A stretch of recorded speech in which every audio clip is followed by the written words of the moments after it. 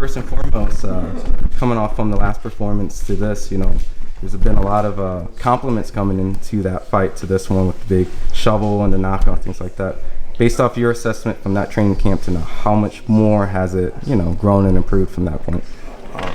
I don't deserve no credit for the shovel. That's all him. Okay, touche, fair.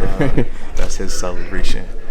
I mean, sometimes as a trainer, you need a little while to get a guy to fall into like the language that you use, the technique that you use to get him to buy in. But I didn't really want to change him. I just wanted to just tweak a couple of the things. Obviously, it's real easy to look at flaws. No fight is perfect, so he was just coming off of a loss to Canelo, so it was like little things that I wanted him to do. With that fight, I just felt like he could have performed a lot better. Mm-hmm. So this fight, he kind of hit the ground running. This camp was easier to get him in shape because the last camp, took a little while because he hadn't fought in a while and he wasn't used to how I trained. So this camp, when I got here, he was in much better shape. He probably was in maybe like 15 or 20% better shape starting out. So it was easier to get him in shape. He probably could have fought in like the 5th or 6th week of camp. We did a 10-week camp. So he probably could have fought maybe 5 or 6 weeks in. He looked like he was ready to go. So it got better.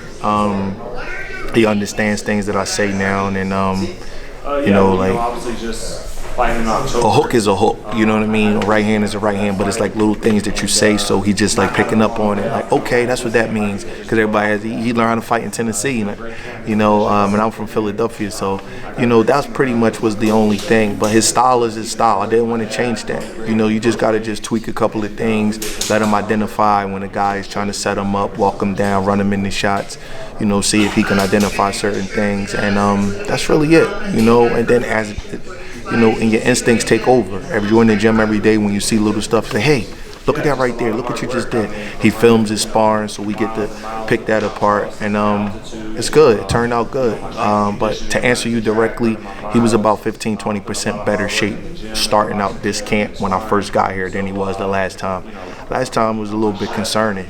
We had to run through the weeds a little bit to get him there, because he's always have confidence. I don't think he lacked confidence, but losing and getting stopped, people talk about it, and I think that guys take off too long after they lose, because then it's your last fight, so everybody's always talking about that. You're seeing all the highlights of it, and it's kind of better to get right back in the ring and just get going. So he was off like 11 months, almost a year.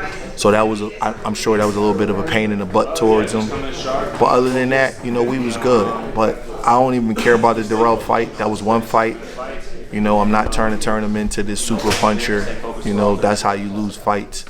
I don't even talk about that. That fight's over and done with. David Benavidez is a whole different animal, a lot younger. He beat Darrell, so I like Anthony a lot, but this is a tougher challenge. So I don't even want to get into that fight. We got this another fight. We got to move past that.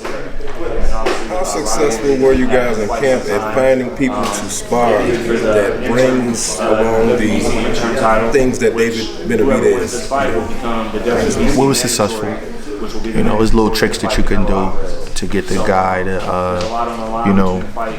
if we can't ever find an exact replica of David Benavidez, or it would be David Benavidez. So we got good enough guys. As you be around the fighter, that's one of the things you learn, what kind of sparring turns them on.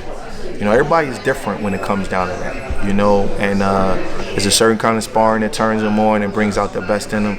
And, we got the guys that we needed. You don't need a turkey every day, and you don't need a killer every day where you're fighting for his life, taking too much punishment. You gotta have a happy medium with that, especially when you're bringing guys in and out the ring.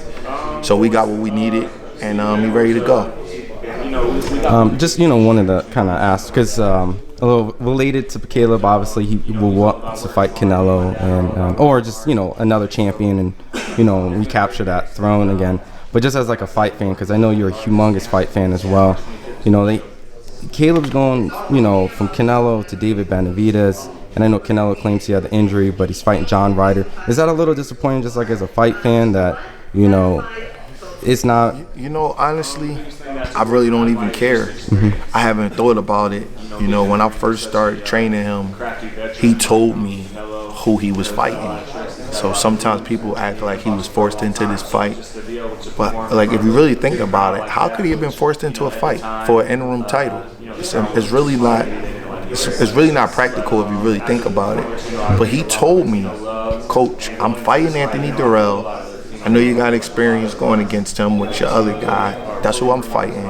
I want to get back to the Canelo fight. And if I beat Anthony, I'm going to fight David or Jamal. Or maybe both. But that's what the goal is, because I know I got to earn it. And I said, okay.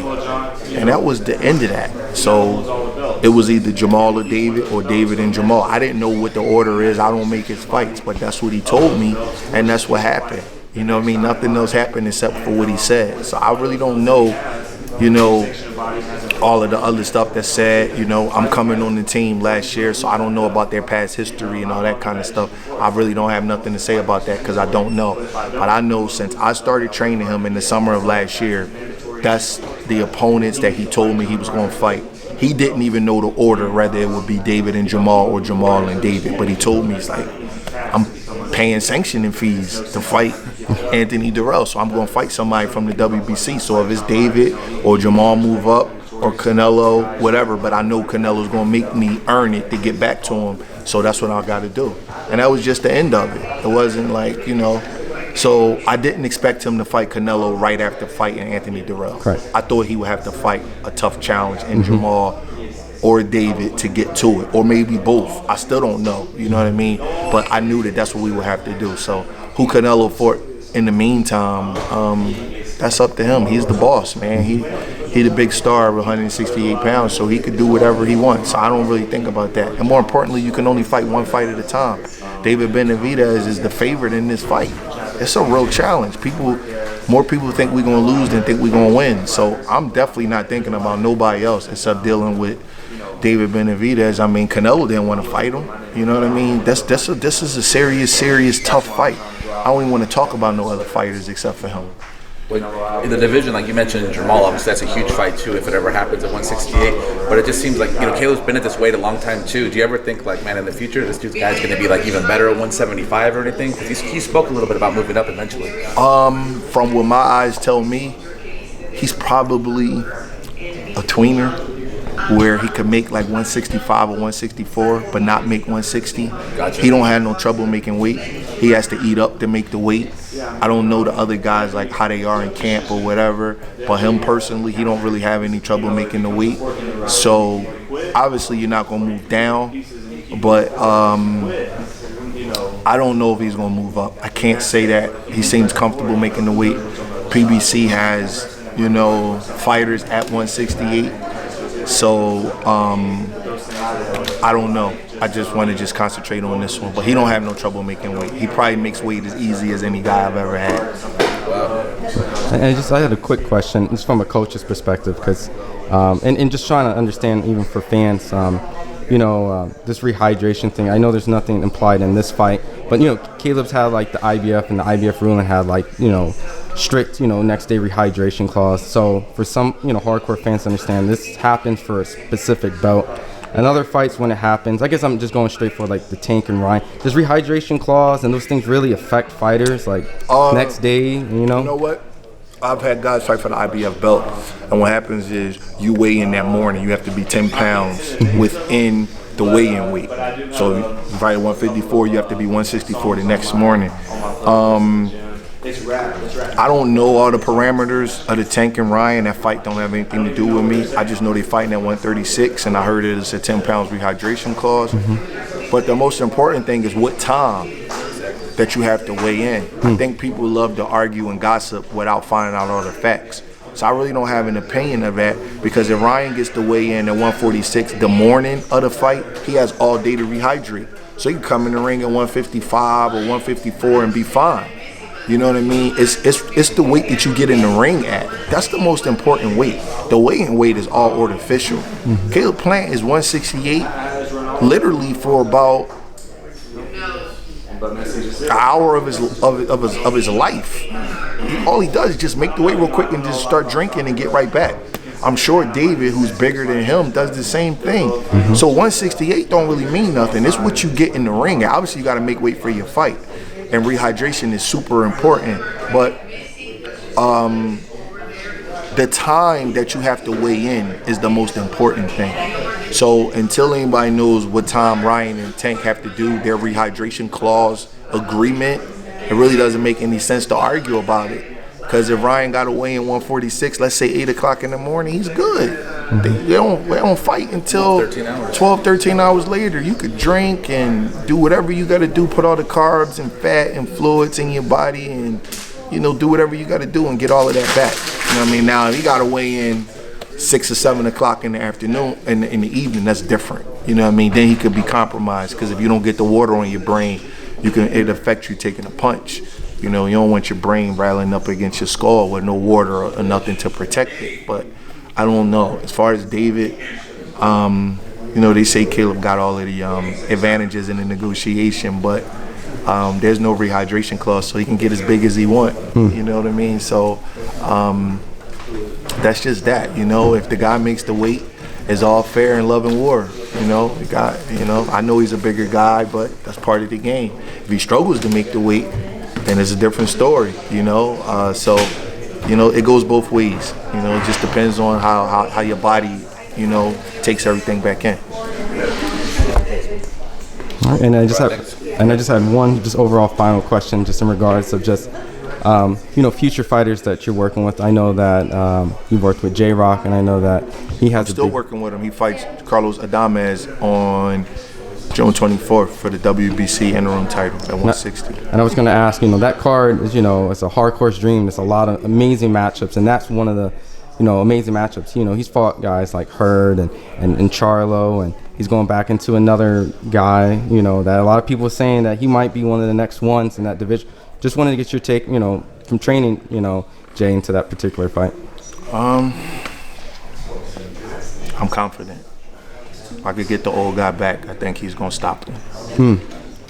It's just that. But let me get this fight out the way first. Okay. But I'm confident that he's gonna be ready to rock and roll and get back a lot of things that he lost. And I can't wait. One thing I just want to compliment, I was there when he had that amazing unification win over, Jason Rosario out.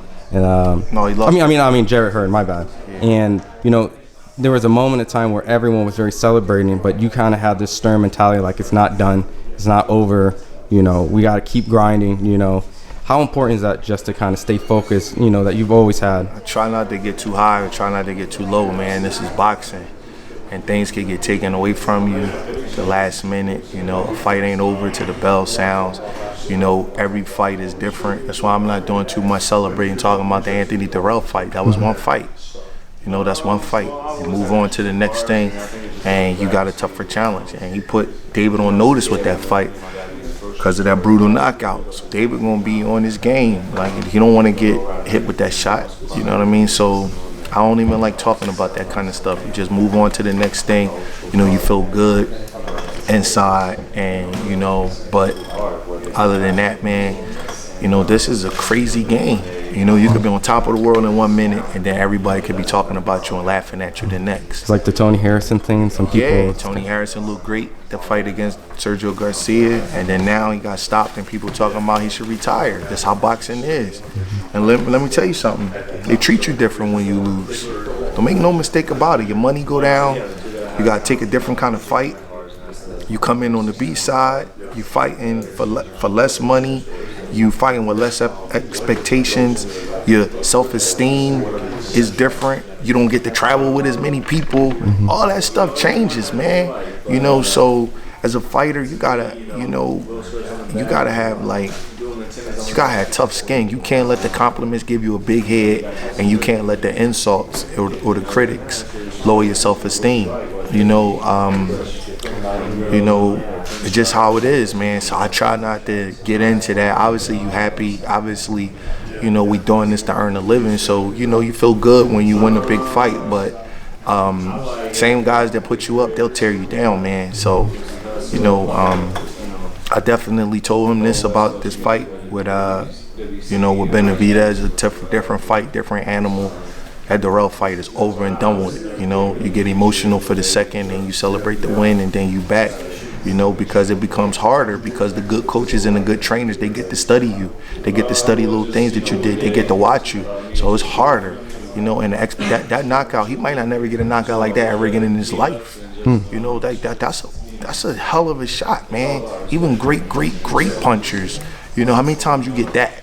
You know what I mean? So especially at that type of level. Especially at that level. They talk about how old Darrell was. We didn't rank Darrell.